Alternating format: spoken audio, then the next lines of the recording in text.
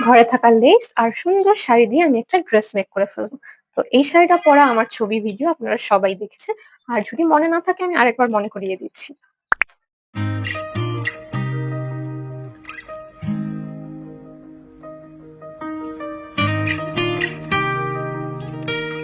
তো এই শাড়িটা আমি একটা গজ কাপড় দিয়েই বানিয়েছিলাম। এটা হচ্ছে শাড়িটা।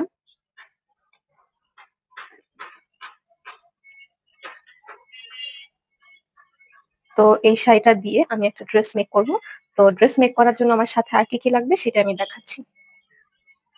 তো এটার সাথে আমি ম্যাচিং ইনার নিয়ে নিয়েছি। এটা হচ্ছে ড্রেসের নিচে দেওয়া হবে। আর সেই সাথে নিয়ে নিয়েছি অনেকগুলো টার্সেল। তো এই টার্সেল গুলো আমি জামাতে এড করব। তো আসলে ড্রেসটা বানানোর পরে বোঝা যাবে যে কেমন হবে। তো চলুন দেখি ড্রেসটা বানানোর পর কেমন হয়।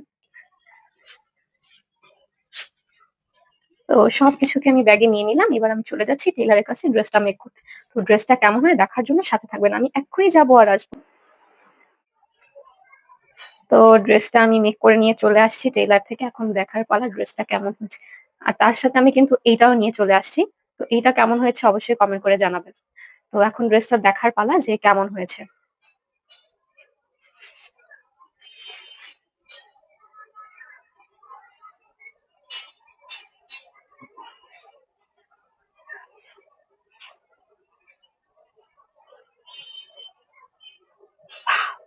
অনেক সুন্দর হয়েছে, যা আমার এক্সপেকটেশন এর বাহিরে।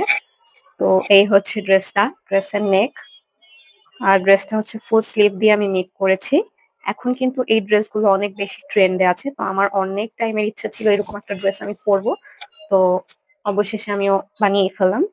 তো এই ড্রেসটা কিন্তু আমি নিজে মেক করতে পারতাম। বাট ব্যাপার হচ্ছে কি, এটা হচ্ছে সিল্কের ফ্যাব্রিক। এইটাতে হচ্ছে ওভারলক করতে হবে ড্রেসটায়। এই যে যেমন ড্রেসের নেকের এখানে এই যে লক করে দেওয়া হয়েছে। তো এই লকগুলো যখন সেলাই করতে হয়, সেলাইয়ের সাথে সাথে এই লকগুলো করতে হয়, নয়তো হচ্ছে কাপড় থেকে সুতো বের হয়ে আসে।